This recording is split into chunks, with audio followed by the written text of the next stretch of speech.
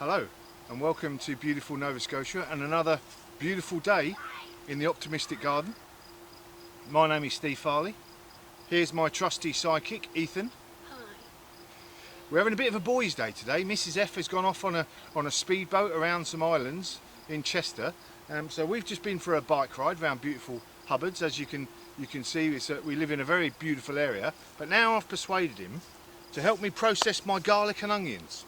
So as you can see, I've got these ones here. These were the red Russian that I picked in that if you've not seen the video before, it's up on the screen now, where I harvested and put these garlic up to dry off. And now I've got these ones, and the ones that I've already done, these beautiful, what were these? These were music. So what we're going to do is I'm going to show you what I do to get them ready for storage over winter. And I've got this load of onions for Ethan and I to chop up, ready again to get it ready for storage for winter. You can put that down, shipmate, if you want. And tell you some of the sort of hints and tips for getting ready for garlic actually coming up soon to replant our garlic in a month or so's time, probably late September, October, ready for the whole process to go round again. So let us set up and we'll just show you a few little tips on preparing your garlic for storage. See you in a minute. Welcome back. Right, so we are in our garlic processing factory, otherwise known as round the back of the greenhouse. And it's nice and shady here. Another hot day here in Nova Scotia, which I'm definitely not complaining about. We've just been for a swim as well, haven't we, son? In the pool. That was really nice. But to the case in hand, the garlic. So this was the music garlic that I've grown this year. Absolutely really pleased with that, and chopped this up. So what we've done is we've taken, where's the other garlic? Oh. So it's got a big root set here. So I've chopped all the root set down, and then also the stem, that's nice and dry now. So we want to leave a good inch or so of that on there, and then we just want to give it a little wipe down, not too much of a clear off, because we don't want to damage it, and we don't want to damage the actual layers that blanket the actual garlic, because this is what's going to help us store it over the next few months before we use it. Now, another quick point before we get this garlic ready for storage, or before I put it away for storage. I'm going to eat a load of the garlic, obviously, that's what I'm growing it for, but I also, now I have garlic ready. I don't have to buy any garlic seeds if I've got enough here, so that I can plant it all up. Now I've got some sort of smaller music, and now I've got some smaller music and some of the larger music. Now you would think, hang on, he's going to keep this nice big fat bulb for his cooking, but no, this was our best sort of performing garlic cloves. You know, these big ones. I want to keep these ready to plant up next month. So the biggest ones I've got are the ones that I want to keep or put aside for actually planting. You see what that is, son? That's the sort of the old natural selection routine where, you know, in nature the biggest and strongest goes through to the next year. So that's what we're trying to do, is we're doing a bit of natural selection or unnatural selection, because I'm actually selecting it. So these big fat ones I want to keep for next year. So however many I want to keep, I'm looking at probably, I planted up about 100 cloves this year, so I want to keep a good amount so I can get that sort of amount between this one and the red Russian. Right, so that's me waffling on there.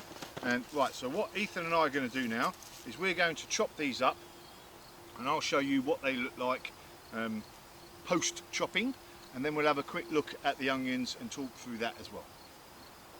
See you in a minute. Right, so son, what we're going to do, that's okay, we're going to chop this. Pass me the cardboard one, please, mate. So if we put that there, or we put it by your feet, and then we'll just chop this down, snip it down, give it a haircut like that until it's nice. Not obviously you don't want to damage the bulb itself. This could be a bit more difficult, so about a good thumbnails up, just chop it like that, and then just maybe the top layer, and that's it. Looks like that. All right, and then we put it in that one there. Or maybe if you do the roots and I'll do the stem. So you pass me it once you've done it, just like that. Yeah. Good. And we'll have a factory going before we know it. And okay, so that is the garlic all done. Nice.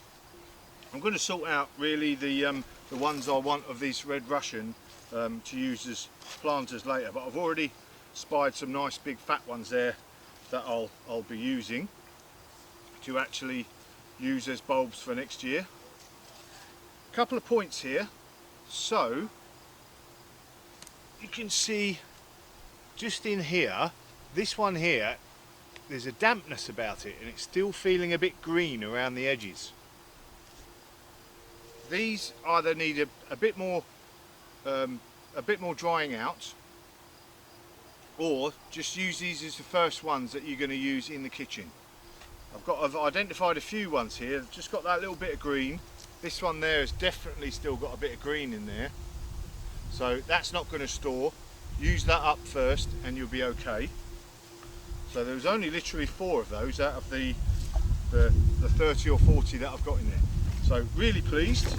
This now, the garlic with the other music, in a dark, cool and dry place, just in a tray like this. I mean, if you can get them all out in one layer, that's brilliant. And I'm going to be making a sort of a storage cabinet with drawers in the next few days, as you can sort of see on the screen there, something like that. Bless you, son. And hopefully I can lay the garlic out in one, but it's okay like this in a nice, cool and dry place. So that's the garlic. Now on to the onions, and again really it's literally near enough the same thing. Trim off the roots and then cut the stem about 1 inch, and then just give them a little dust off, make sure they're nice and clean, and then these will be stored in one of these nice wooden trays, single file, single layer, and these will, again, the garlic and the onions. Last year the onions, I had onions still in the springtime, so they lasted all the way over the winter. Nice, cool, dry place. Let's do this onions and we can finish up. Give our little tidy off.